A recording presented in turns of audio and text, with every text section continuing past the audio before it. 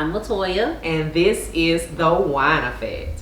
I just want to first start out by saying thank you to all of our supporters. Yeah. We've received so much love, y'all, and we really appreciate that. So please subscribe, like, and comment, because we do want you to engage in the content and everything that we have going on, so that we know what you want to hear. So please drop those suggestions down in the comments, because we want to make sure we're talking about things that also interest you as well. Remember, it's for you, for us, for all of us. We're here to support. We want the support. So let's get it in. You ready? Right. I'm ready. So this is the wine effect, right? Wine. We are drinking Stella Rose Pink. Pretty good. What you think? Oh, you got smiles. It's my favorite. It's my favorite, y'all. So where I currently live, it is just really hard to find it. So when I do see it, I'm grabbing like 2 or 3 bottles, like off tops. And y'all, when I tell you, I get so excited like a little kid in a candy store, because like I said, it's just hard to find. So it's one of my favorites with Stella Rosa. I like Stella Rosa. I was drinking it right when it came out, and then I stopped drinking it because I'm more of a tequila girl. So you ask me what I want: wine, tequila wine. I'm gonna do tequila. However, occasions with my girls, we grab wine. Yes. So that we do. Drink to that. Mm-hmm. Yeah. Mm-hmm. So for today, we are talking about friends. Now I know you're saying, oh, here we go. Listen, there's a lot of ways you can say somebody's your friend. You have childhood friends, high school friends, college friends, life experience friends. So when is it time to let go? You have friends for a season, for a reason, for a lifetime. So you have loyalty. Be very loyal. Yeah, sure. So you have friends that you feel like you don't talk to every single day, which is okay. You have friends you talk to all the time. Right. And then you have friends that you grew up with, that you used to be cool with, and you grew apart. So what is friends for you? That is a huge topic, y'all. Like she said, that can just go in so many different ways. Can. I would say the age that I am now, and just the things I've been through and dealt with when it comes to friends, the hardest one always for me is losing friends. I take that so hard. I guess because you create that bond, you know, you do have moments that you share with that person. So when things, you know, kind of abruptly end, or maybe it's a life change, you know, just maybe you don't connect the same way, you don't vibe the same way. And I used to take that really, really hard. So I'm working on that as an individual, but that's hard for me once I've made that connection. And then I start to see that there's changes that is just making us go in different directions. It doesn't necessarily have to be drama or some type of issue, right, that wasn't resolved. But that one is a hard one for me when I think about friends. Well, for me, because used to be a people person, I thought that I needed a lot of people around me. Friends was important to me because I needed somebody else to talk to, somebody else to kick it with. Right. But now my circle is so small. I have friends that, like you, I talk to every day. Right. I have friends that if something happens, I know that I can call them, and they're right there. I have friends that if it's a special occasion, they'll call and they invite me. Right. But I also have those that say they're my friends, and you know, you use friends kind of loosely. So it's, I don't know, friend is hard to use these days because people take advantage. When you call them friends, especially if you are a giver. And I'm a giver. You're a giver. I'm a giver. And when people notice how nice you are, they take advantage of it. That's very true. That is very true. And this is important because it comes back to relationships, y'all. It just comes back to relationships. Another topic. Right. If you don't know how to navigate that, if you don't know how to balance that, if you don't know how to put in that effort, because a friendship is a relationship. You put in effort to when you with a significant other and you're in love and you're creating that type of bond with that person, but why would you not put the same effort into a friendship? But what's the number one thing of a friendship, of any friendship? Communication. True. So any kind of communication, whether it's one way, if it's one way, that's when the friendship gets hard. Yeah. Because you're the only person reaching out. Right. Or that person's the only one reaching out. And we have life. Things go on. Right. We get that. Right. But now you can text. Just to say hello, good morning, how are you? Didn't want none, just checking on you. Right. We don't even, sometimes you don't even get that for the ones that call you friends. Right. And then you grow up. That's true. You are friends with professions that you're in, Mm-hmm. and you gather those friends and you forget about those other friends. Right. So when is it time to let go? That's tough, y'all. Loyalty is If you're one loyal, of my like defaults, and I think that's why I have a hard time, like I said, when it comes to, you know, maybe you're in different seasons and you just drift apart. I have an issue with that because I am diehard loyal. Yeah. So if we, you know, go back since childhood and I'm starting to feel the changes in that relationship, I do to a fault. I'm loyal. I'm like, but that's still my friend. I don't talk to her every day. Even if it bothers me, or even if I've had that conversation with that friend, I'm still like, but I'm loyal. Like, we got too much history. So I tend to let the loyalty override some of the other aspects of the friendship. And I've just now started to notice that I need to take a step back and reevaluate. But is that healthy? That's what I'm saying. Because I personally, I don't feel like that's healthy. Right. If I'm communicating something and I'm not satisfied with something, or I don't feel like the reciprocity is there, why am I letting loyalty override that if I know that I'm having an issue with something that has been communicated? I mean, so overall, it's, again, we going back to communication. Yeah. It's Pretty a big much. deal. It's It a big really deal. is. So what would you say is maybe something that's hard for you when it comes to friendships, just with your experience and kind of currently? Because I'm a giver, no. Okay. It depends on the situation, though. Let me say that it depends on the situation. Sure. And it depends on that friend. Mm-hmm. You have friends that you know for a fact that not necessarily going to get something in return, Right.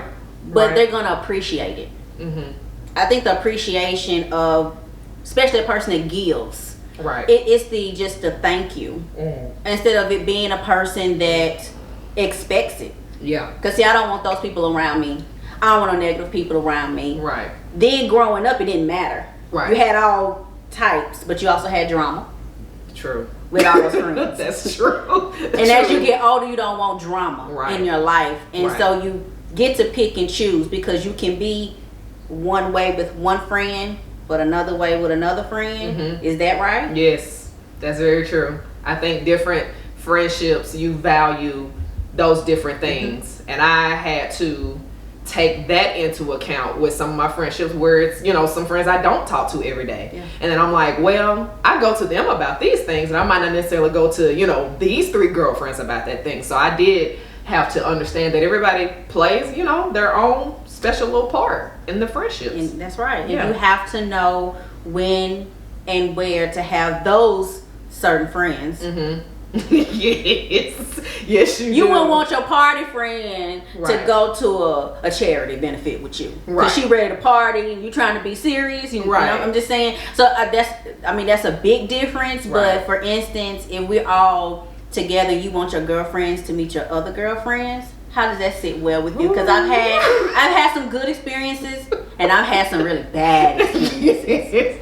That's true, because you think you don't know how the different personalities The are common gonna denominator's me. Right, So I feel right. like they should get along just for Right. me. Right. But it don't always work No, like that. it don't. It don't. No, it don't. And I feel like you don't know that until like it's a celebration, weddings, baby showers. But I've had a really good experience with a friend whose wedding I was in, and we all came together, and I mean, you would have thought we all like went to school together or something. Yeah. Like it was, and when I tell y'all, that was the most positive experience I've had with Black people, like-minded like me, who was all coming together to celebrate, you know, 2 people that we all loved and supported them getting married. And it was the best time of my life. Like, it was to the point where we were like, well, let's try to plan other vacations together, because we just vibe. And to experience that, I think it opens your eyes to, you can be in different circles with like-minded people who see that the common denominator is that y'all love these two people, so y'all are there to celebrate them, and it was beautiful. Okay, so I got a good one.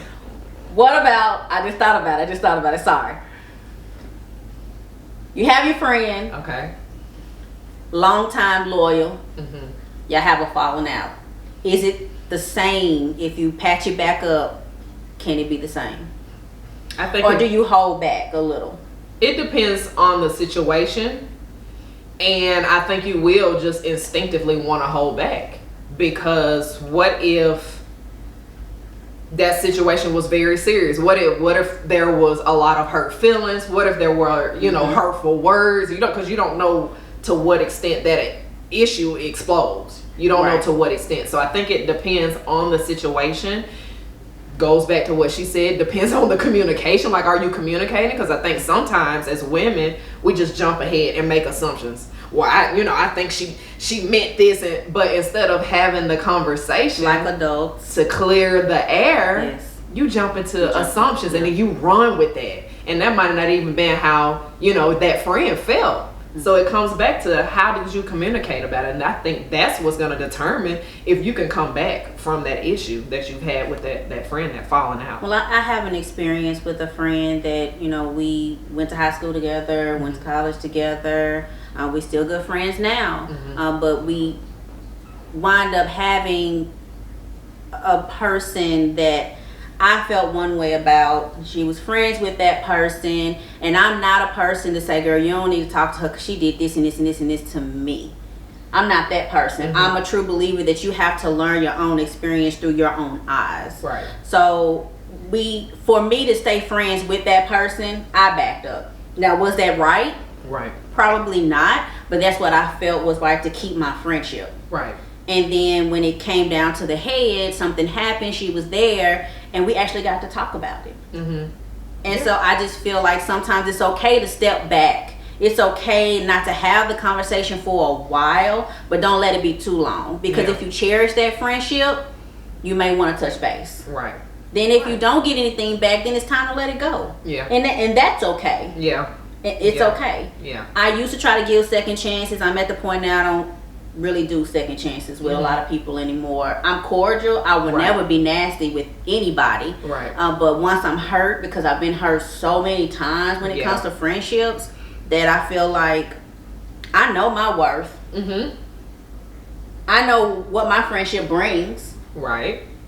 So if I feel like if I'm not being treated like I'm supposed to, that's with anybody. Right. It's time for me to go. Right. That's true. That's true. And everybody's not going to be the same. She, like she said, doesn't feel like once we have that issue or that falling out, and even if there is communication, she might not be as willing to give that second chance, where it could be someone else is like, oh, I'm willing to give a second, third, fourth chance, maybe depending on the relationship. And it depends on the situation. That too. It does depend on the severity of the situation, I believe. That's true. That's very true. Yeah. So as you can see, we have a lot of the same thought patterns and similarities when we think about friendships, and I think that is what makes us get along so well. Where, like she said, she's a giver, I'm a giver. We don't have that expectation. It's just more of course, if you need it, I got it, or you want something and maybe you can't get it at the moment. If I got it and I want to do that for you, don't get it twisted, y'all. We still bump heads. We still bump heads. That's true. We could be at a restaurant and I say one check, and she get mad, and vice versa, because she be able to beat me to it. So don't get that twisted, y'all. We're very direct. I think that's why we get along so well, and I think now that I am very direct with everybody now, because I feel like, why play games? Right. You can't read my mind. That goes in for our relationships too. Right. So this is just not friendship. We're talking about all types of friendships. Right. Communication. You gotta be direct. Don't play mind games. That's with anybody. Right. Just be direct. Yeah. And that person, even if you don't perceive it the way you need to, it's your delivery. Mm-hmm. And then it's the way they perceive it. If you can't open up your mouth to say, okay, this is how I felt about it, and have the conversation on the table. Right. No friendship, I don't care if it's a male or female, it's never going to work anyway. That's true. Because I can say, you get on my nerves. Then what? How you see the delivery on that? It's not even the words. It's how I said you get on my nerves. Right. I'm probably not gonna be receptive to that. And I'm like, you probably get on mine too. So you can be like, girl, you get on my nerves. Right. Different. Right. Delivery is different. Yes, that's true. It's the difference. That's true. So I know we cherish our friends. I know we've talked about how important that is as part of your life. So y'all chime in the comments. What does friends mean to you? What has your experiences been? What is maybe something we didn't mention in our conversation that might be a hot topic? Yeah, because we can always revisit and come back to it. If you put down the comment and you want to, we can give a shout out to you and we can talk about it. So don't ever hesitate to make a comment about anything that we talk about. We want the feedback, so we thank you guys for listening.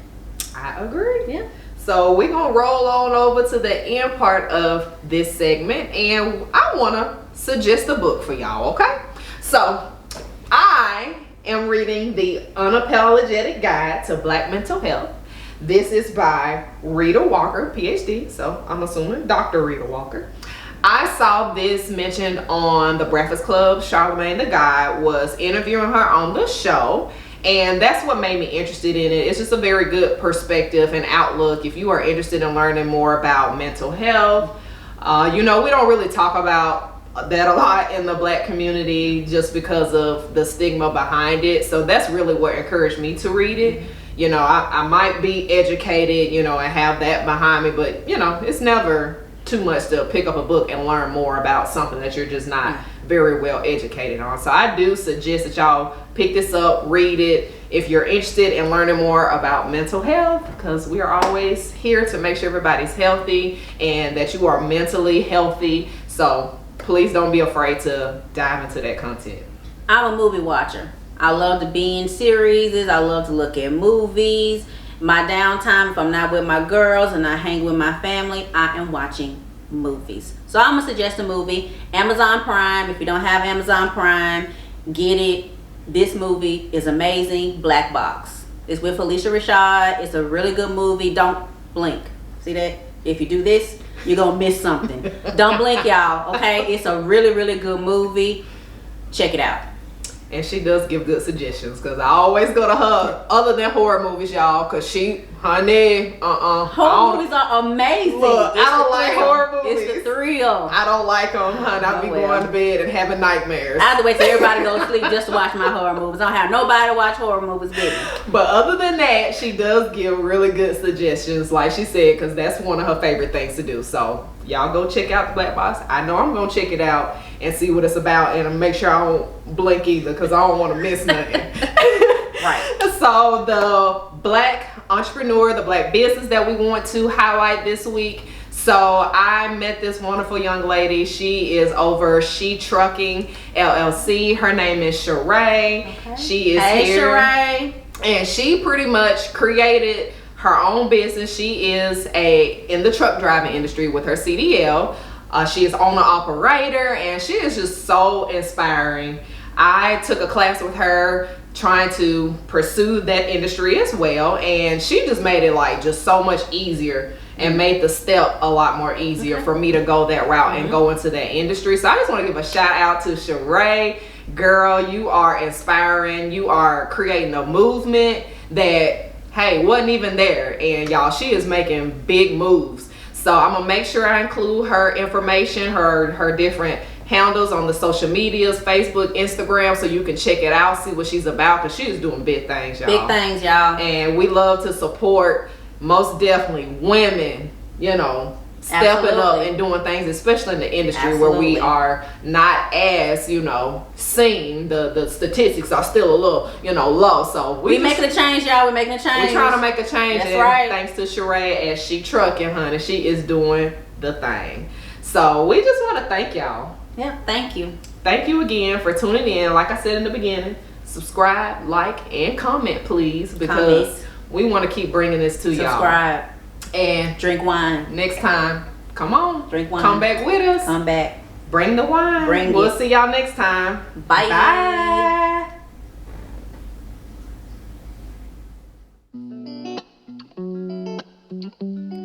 Ooh, yeah, yeah.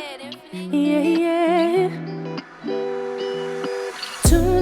Malita and Latoya on the wine effect. Tune into Malita and Latoya on the wine effect. Tune in to see how we be talking. I know you wanna see how we be walking. I know you'll see some things that you don't know. We gon' talk about how we can all grow. I know you wanna see how we be doing it. We can show you things you didn't notice. It's time to level up like on some bullshit. Cause can't nobody do it better than us chicks.